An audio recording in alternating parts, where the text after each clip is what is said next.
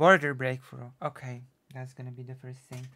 So I've talked yesterday about a brief history of how the border crisis began, what the farmers want, what specific party has created the border crisis, how certain unsavory elements have co-opted the protests, how certain pro-Russian elements have sort of become almost, at least to the general population, voice of the protests, how grain has been spilled, how um, pro-Putin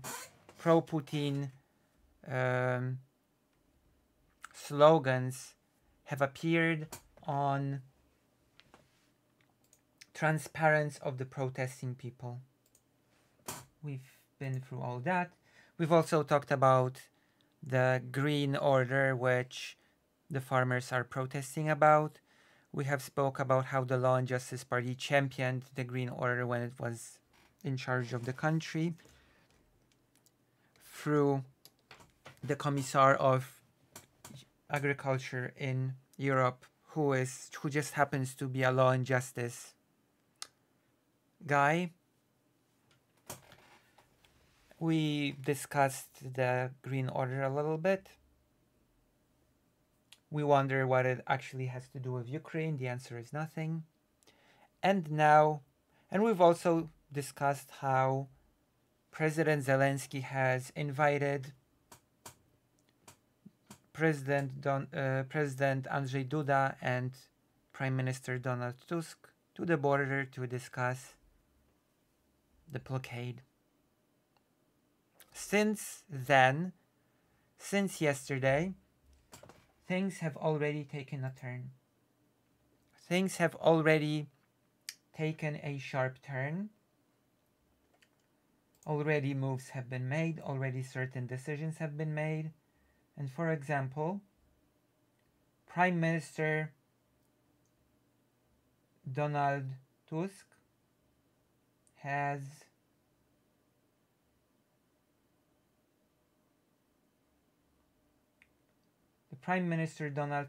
has announced that the entirety of the border of Poland and Ukraine shall be added as part of critical infrastructure.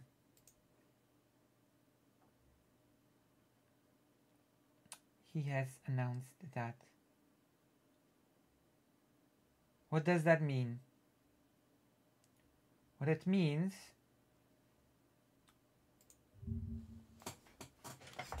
is that basically blocking the border will become illegal. Blocking the border will now become illegal for the protesters.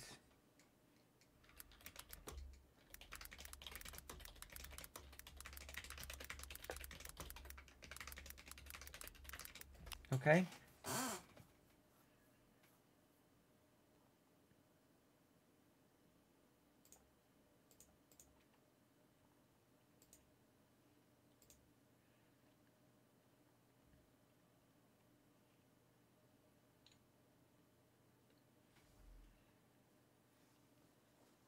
There we go. We shall take a look at this.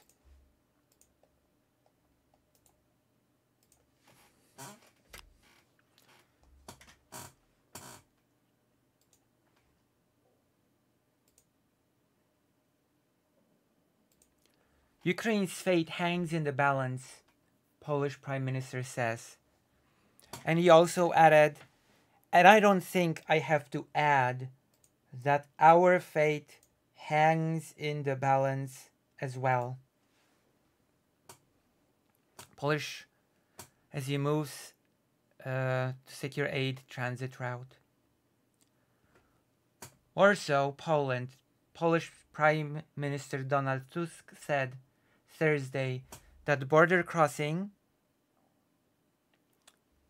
with Ukraine Border crossings with Ukraine are being added to a list of critical infrastructure to ensure that all military and humanitarian aid can reach Ukraine without any delays.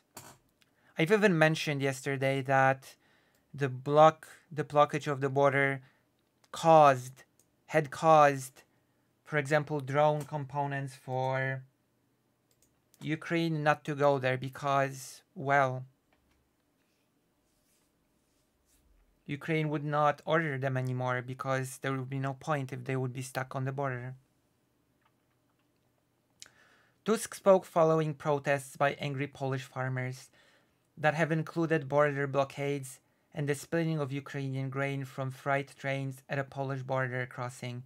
Ukrainian President Volodymyr Zelensky said Wednesday that the blockade was hampering the transport of military supplies to Ukrainian forces on the front line. The fate of Ukraine is hanging in the balance, and I don't need to convince anyone that this means that our fate is also hanging in the balance, said Tusk, whose country is located along NATO's eastern flank and borders Ukraine.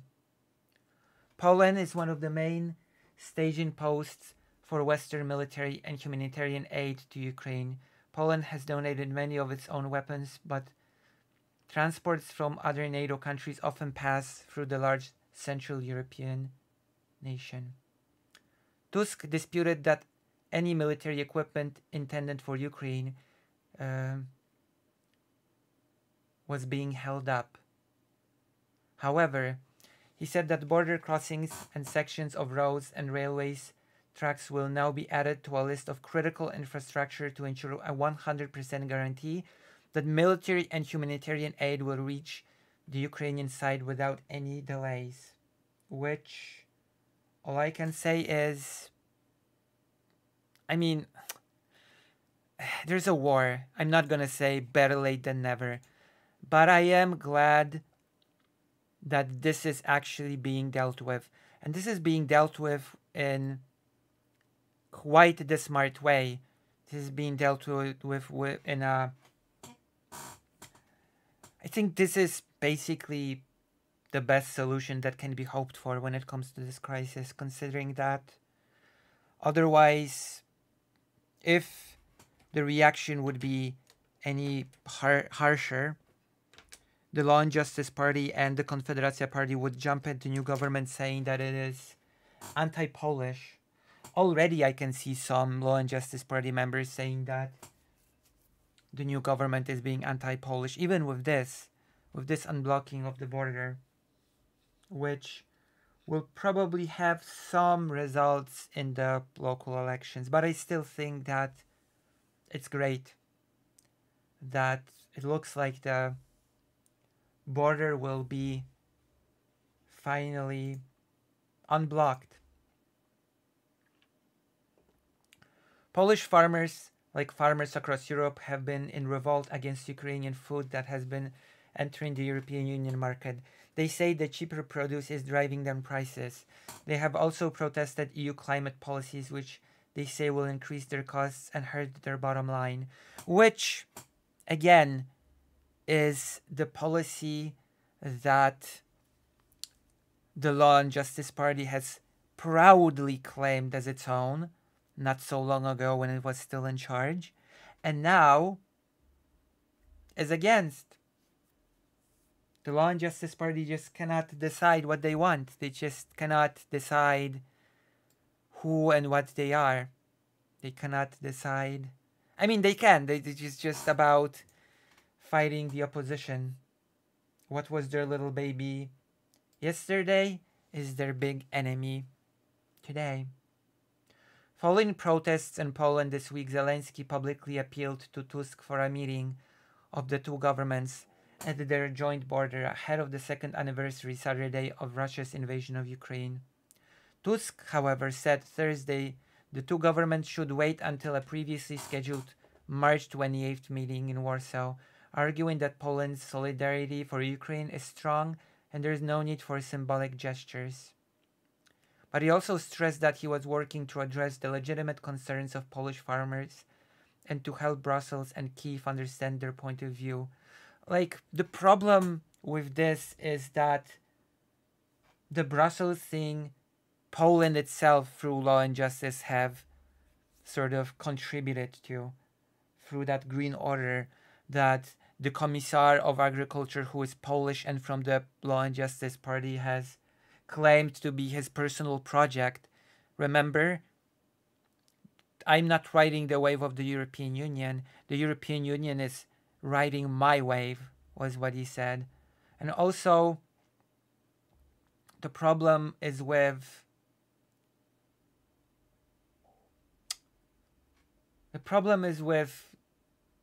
framing it as something that Kiev must understand as well in this case, because again, it's the policy of European Union that sort like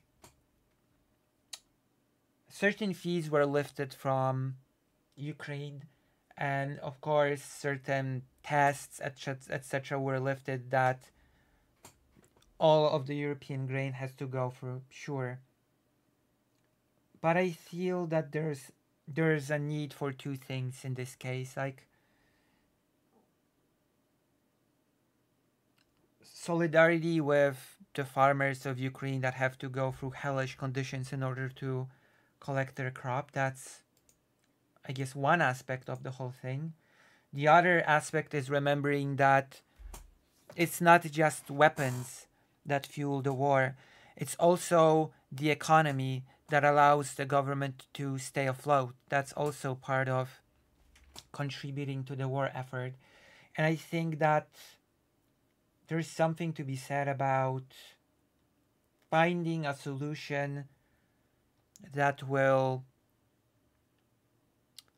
benefit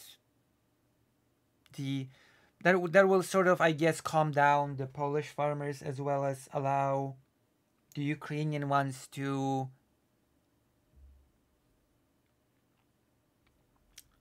get their grain out there, you know? Like to some degree I can understand that the farmers can be frustrated that there are a lot of sort of regulations put upon them that sort of make it more expensive as compared to Ukrainian grain, but this is a very special situation, a situation of war, a full-scale invasion. And to understand sort of how these sort of things develop, it has come to this, that Ukrainian farmers themselves have started bringing destroyed equipment from their country to the Polish border to illustrate what the Ukrainian farmers have to go through, which I think is sort of a good idea, but I'm not entirely sure if it will work on the Polish farmers. This appeal to humanity, you know? People can be really, really stubborn, if that makes sense. Close their eyes to the suffering of others because they can only see their own.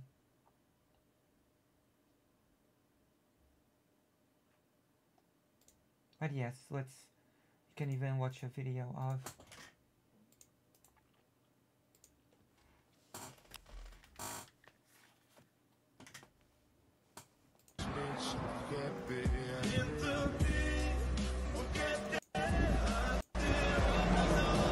okay, I'm just gonna mute it.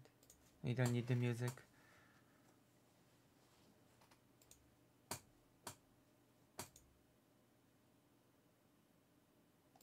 See? The destroyed tractors, the destroyed equipment is being brought to the Polish borders by the Ukrainian farmers, so that Polish farmers can sort of understand the hardships that they go through. See? The desolated, destroyed equipment.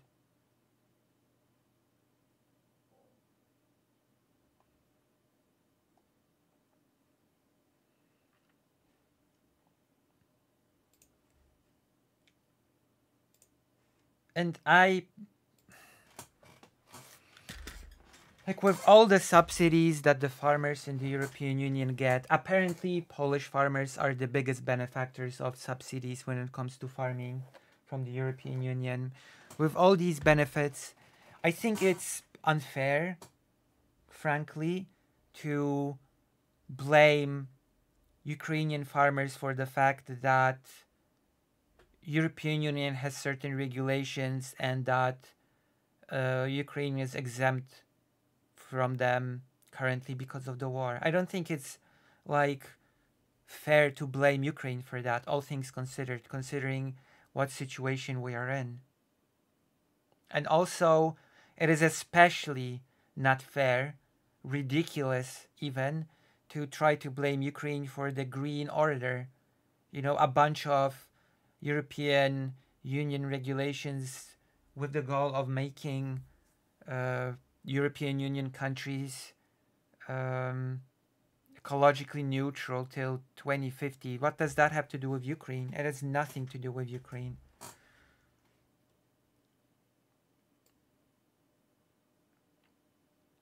There's even been a call by some of the farmers to go to the border anyway. So I'm curious if this will happen, and I'm curious if that happens, will there be a stronger reaction to such a thing? You know?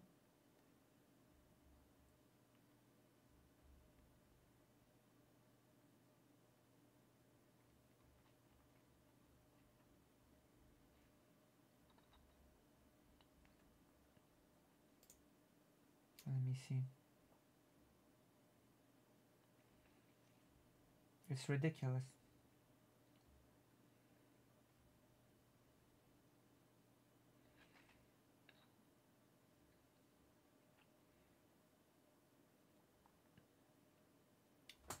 I can't find anything about. Oh, maybe I'll just.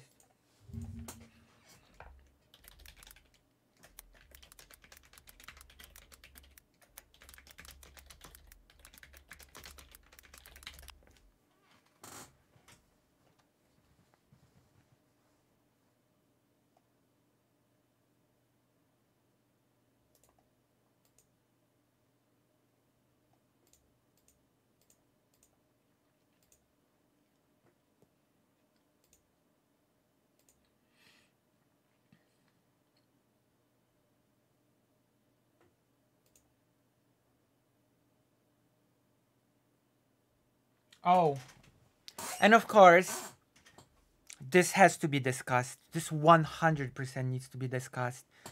Because again, as I've told you before, this protest has a very, very disgusting underbelly.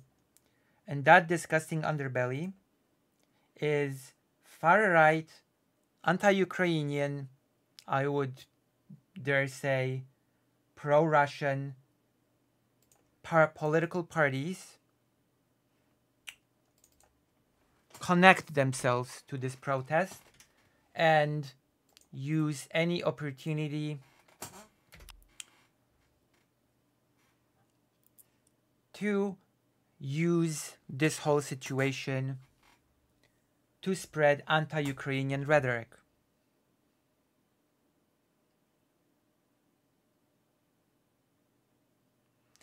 And so,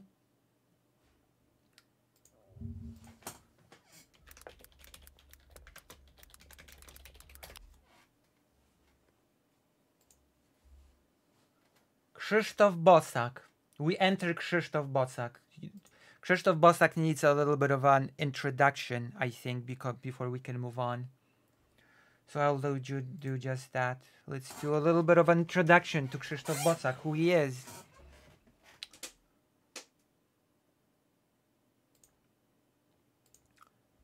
Krzysztof Bosak is a far-right Polish politician. He serves as the deputy marshal of the Sejm of the Republic of Poland.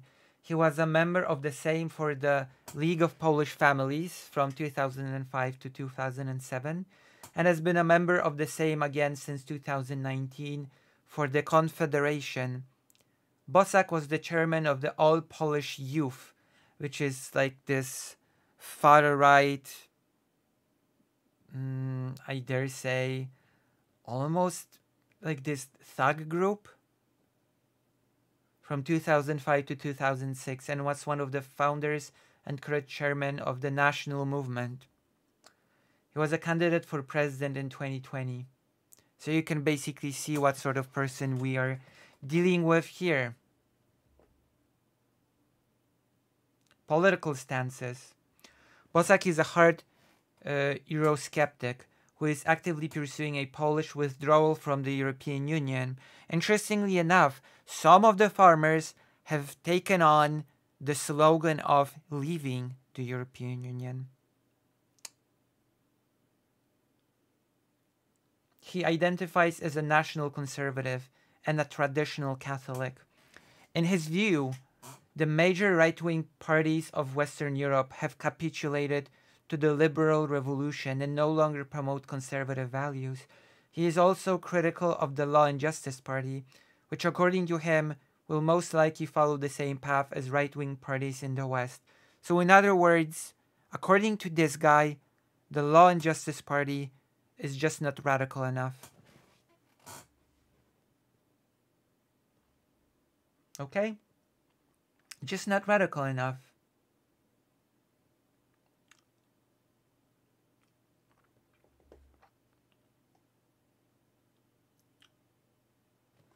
Just not radical enough. So now this person, who we've just met, has reacted to President Zelensky's proposition to meet at the border. Krzysztof Bosak has responded to the proposition of President Zelensky to meet at the border and to talk about resolving the protest. His words are, the proposal to meet with the Polish government at the border is an attempt to improve the PR of President Zelensky. It is an attempt by President Zelensky to improve his PR. That is basically how it's framed. A PR stunt. Okay?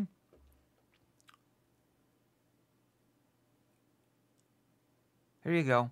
The proposal of a joint meeting of Polish and Ukrainian governments on the Polish-Ukrainian border on the 24th of February is an attempt at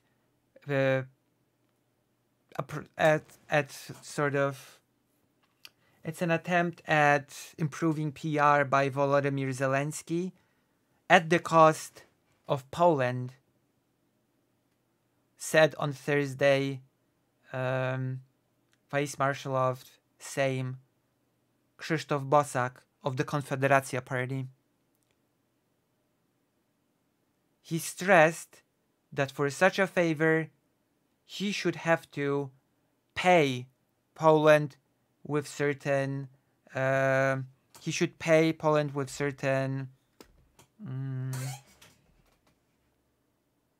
concessions.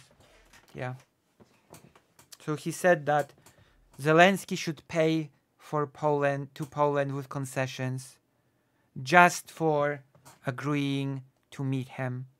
Which again, smart play in this case by Donald Tusk, who said let's just meet on the designated day. Because now people like Bosak cannot say, hey, we just improved Zelensky's PR. Hey, the new government is just a lackey to the Ukrainian government. Hey, do we really want this government? Hey, you should vote for us instead. And of course, the Law and Justice Party would do the same. Make no mistake. there would be the exact same reaction from the Law and Justice government. That's a given. It is just a given. President of Ukraine Volodymyr Zelensky has asked, sort of made an appeal to the Prime Minister Donald Tusk to meet, to have the two governments meet on the shared border, which would happen before the Saturday 2nd anniversary of the Russian invasion on his country. Zelensky also asked for the support of Andrzej Duda to facilitate dialogue.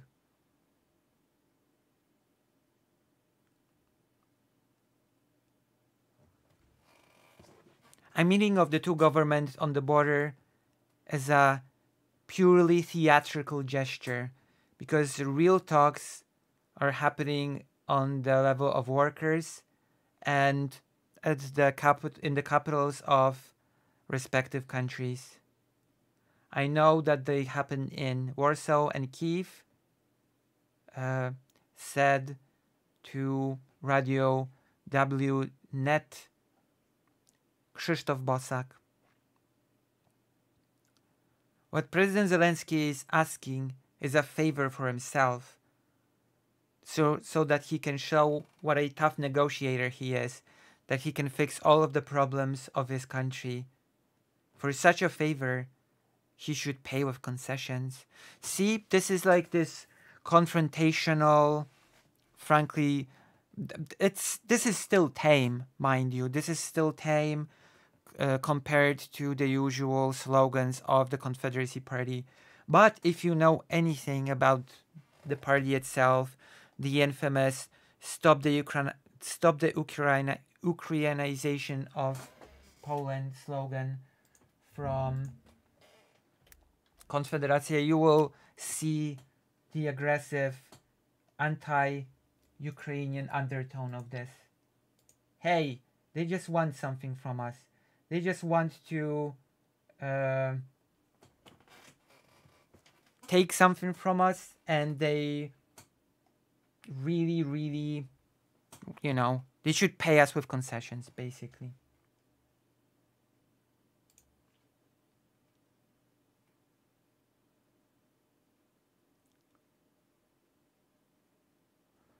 He said that the Prime Minister Donald Tusk should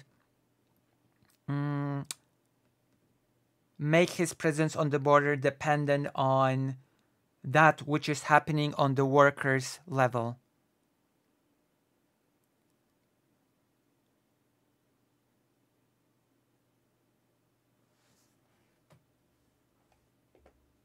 If during these talks there would be an agreement that would be beneficial for Poland, then he should enter it. But if we are just disrespected there and nothing will happen, then we should treat this proposal of meeting as a PR stunt by Volodymyr Zelensky at the cost of Poland. So he should not be given this favor, said Bosak from the highly anti-Ukrainian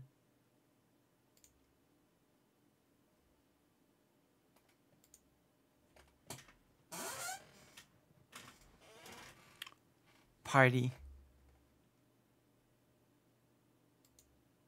Okay?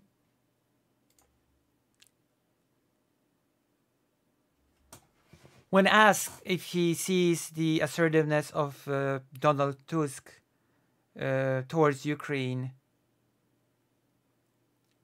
the leader of Confederacja party said that he doesn't see it, which is quite honestly bullshit. Like, but of course he's gonna say it. He hates the current government. He hates its guts. Like, he hates everything about it. To Bosak, Law and Justice is not good. Okay? that is a thing that he considers not to be good. So of course he's gonna hate the new prime minister. Of course he's gonna not see the assertiveness, but the assertiveness is clearly there, considering that he said that the meeting should happen on the 28th, that and at the same time joining the Ukrainian border to the list of the critical infrastructure, right?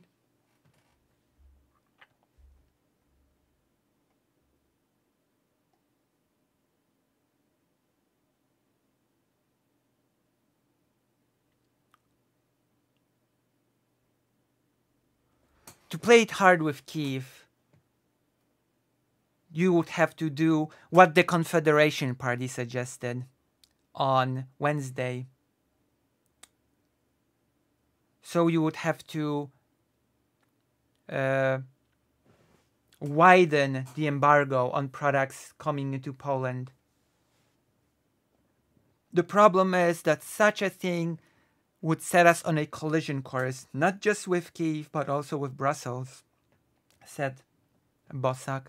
Which, of course, Bosak would love that. Of course, the Confederacy Party would love that, because they're both, just so conveniently, they're both anti-Ukrainian. Again, the Confederacy Party wants to take Poland out of the European Union.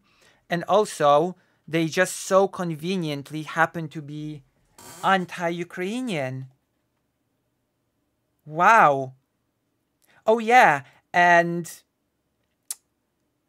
the Confederacy Party also happens to be some of the biggest supporters, or even I dare say leaders of the protests. Like, just keep this in mind all of the time when discussing this, okay? Keep this in mind all of the time. Keep this at the back of your head.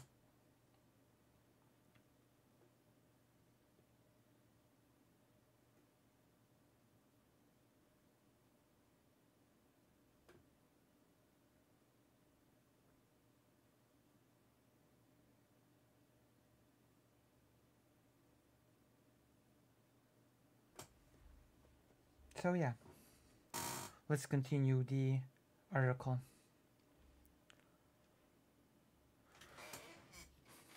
He said that the most important thing for Poland is keeping the sovereignty of the food and to keeping own sort of farms and food production, which, okay, but not like this, not like this. We have it written in our constitution, but it has a strategic character, said the leader of the Confederation.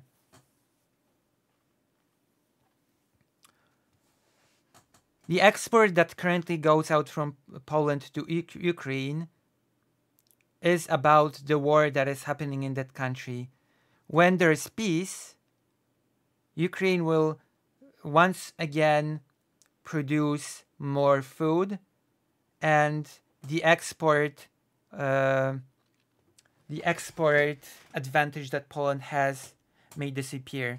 Of course, conveniently, completely ignoring the fact that if we had peace, the export of grain would go back to mainly happening in the sea. It already is mainly happening in the sea, I might add, because of the creating of that route that was established on the Black Sea now. So already a big part of it is going through the sea already.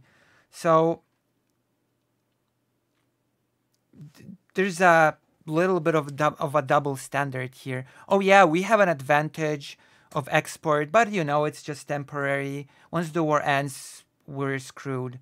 But the import is also happening the way it is because of the war. Like, the custom fee is being lifted because of the war. Many of the things, many of the regulations of the European Union are not being applied to Ukraine exactly because of the war. So it goes both ways.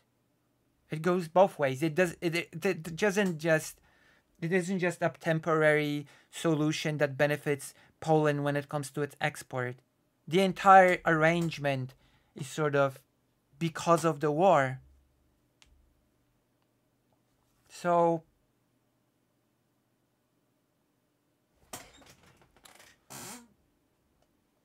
he also said that in the world there are very many receivers of Polish food. This is Cope.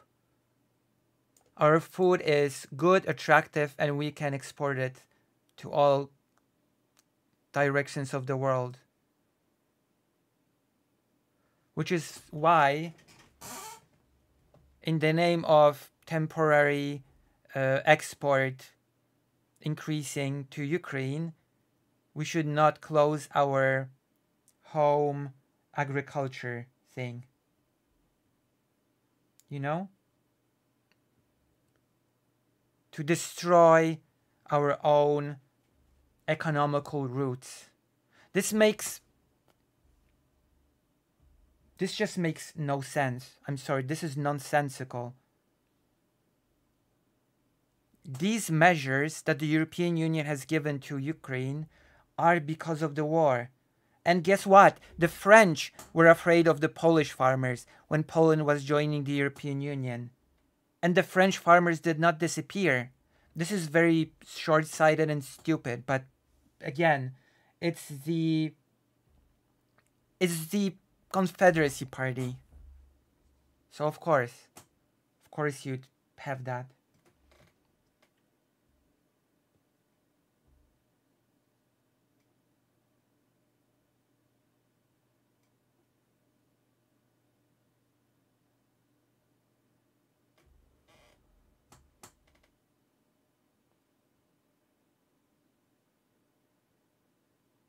Cope. The increasing in the trade balance is a good goal, but it should not be over the sovereignty and food stability of our market, said the leader of the Confederacy.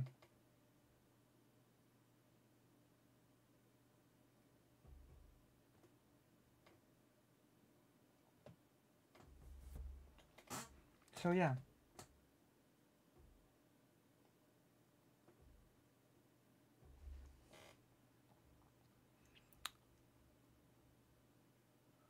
That is the reaction from our friend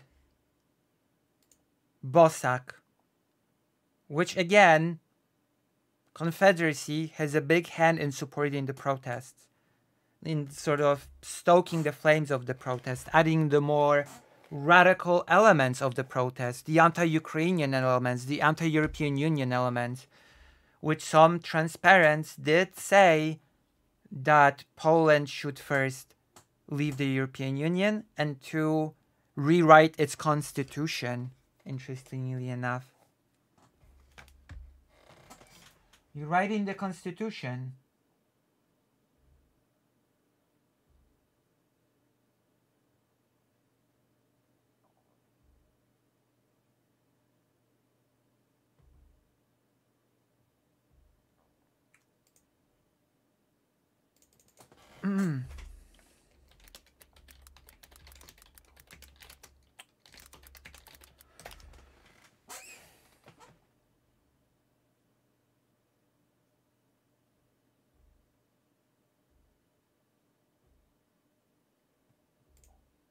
I wonder if there's been anything.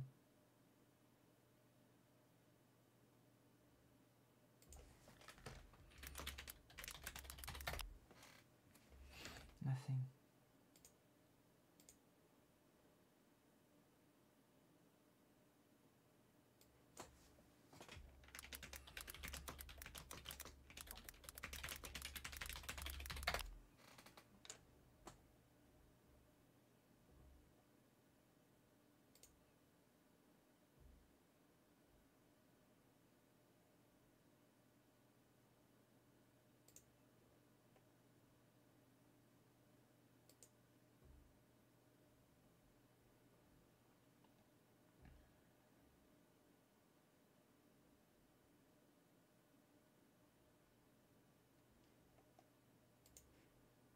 So there you have it.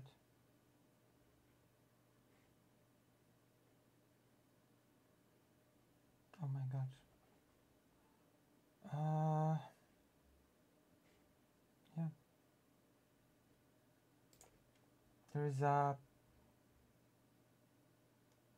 There's a lot here.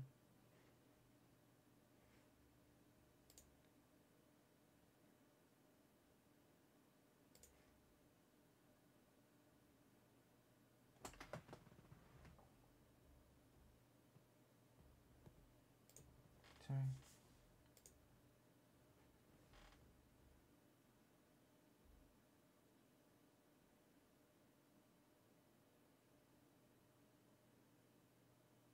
So yeah.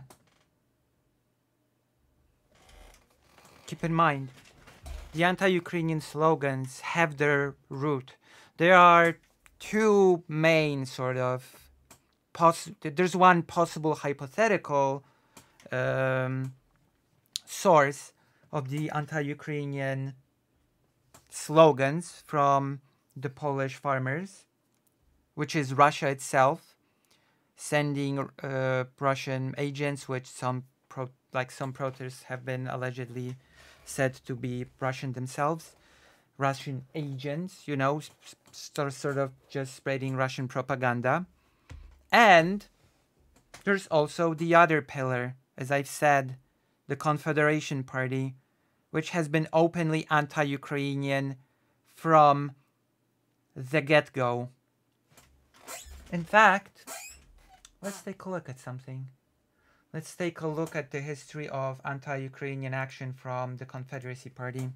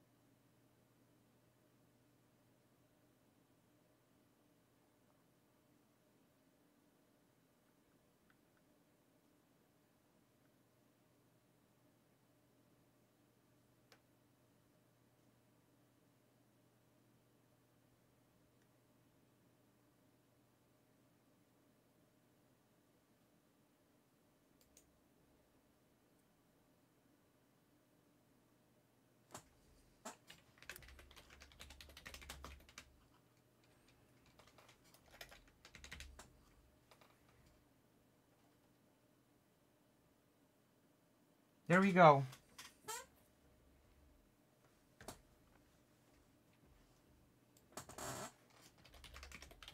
There's another member of the Confederacy. Okay?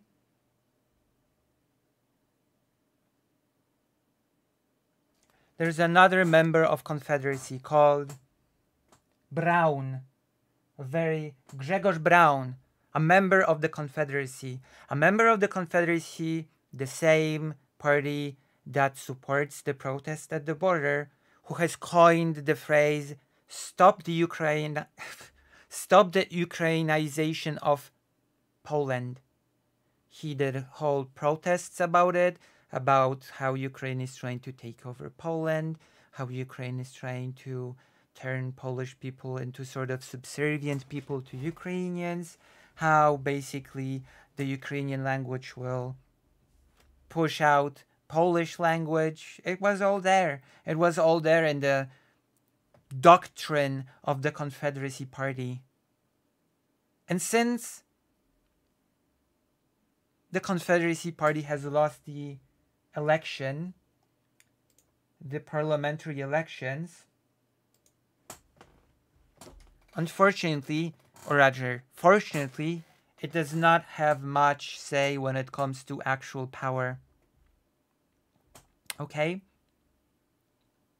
But they found a way to warm their way into broader politics by attaching themselves to the protest of the farmers very aggressively, very publicly with their anti-Ukrainian rhetoric, which finds fertile ground, so to speak, with the farmers. And for example, Grzegorz Braun is well known for boasting about tearing down Ukrainian flags. Braun condemned the display of Ukrainian flags as sign of solidarity with the victims of the war. He posted on Twitter, "Do we already have Ukropolin here?" Ukropolin.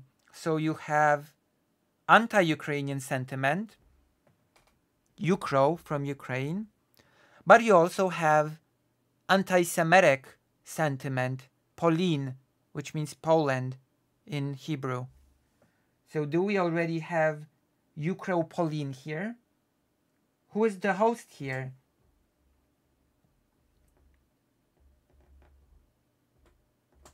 Another one. So, of course, the Confederacy member has alluded that Poland is becoming a Ukrainian Jewish state, or a Jewish Ukrainian state, if you will, if you prefer.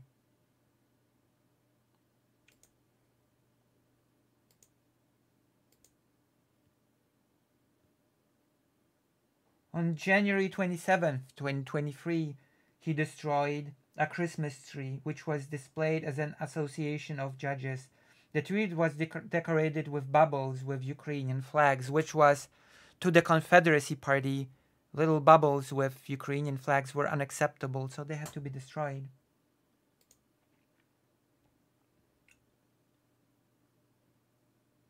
In January 2023, the Never Again Association published a report on hate speech as well as the anti-Semitic and anti-Ukrainian conspiracy theories propagated on the media Narodowe, national media online TV channel. Upon the publication, the channel was removed by YouTube in August 2022, thanks to the cooperation with the Never Again Association.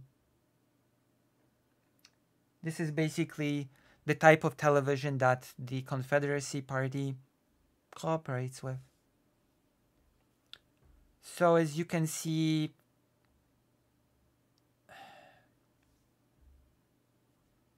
there's a lot to be talking about this protest. We've already talked about this yesterday. The fact that there's a weaponization of the upcoming local elections when it comes to the topic of the grain protest.